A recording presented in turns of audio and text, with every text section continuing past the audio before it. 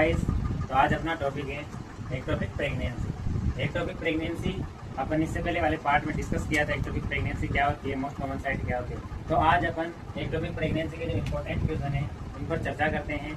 इसमें पहला क्वेश्चन है, जो नॉर्मल साइट होती है वो पोस्टीरियर जो wall of upper part of uterus होती है उसमें होती है। उसके अलावा जो मोस्ट कॉमन साइट होती है एक्टोपिक प्रेगनेंसी की वो जो फैलोपियन ट्यूब होती है उसमें 90% जो एक्टोपिक प्रेगनेंसी होने के चांसेस होते हैं। 90% सबसे ज़्यादा एक्टोपिक प्रेगनेंसी फैलोपियन ट्यूब में होती है।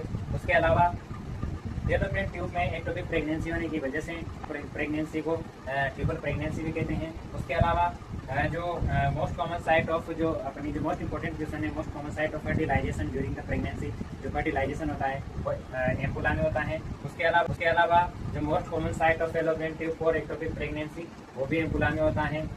उसके अलावा फैलोपियन ट्यूब में जो एम्पुला जो पार्ट होता है उसमें सबसे ज़्यादा एक्टोपिक प्रेगनेंसी के चांसेस होते हैं। उसके अलावा जो लॉन्गेस्ट पार्ट होता है फैलोपियन ट्यूब का वो भी एम्पुला होता है।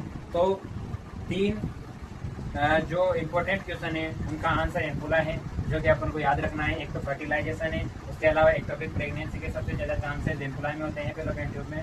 उसके अलावा लॉन्गेस्ट पार्ट भी एम्पुला होता है।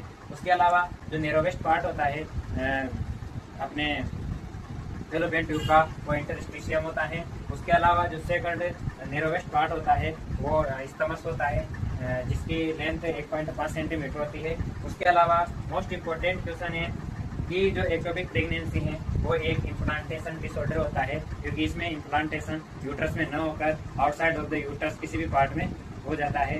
तो thank you. Important question ectopic pregnancy से रिलेटेड है। Thank you. वीडियो के साथ बने रहें और मेडिकल नर्सिंग एजुकेशन के लिए चैनल को सब्सक्राइब करें।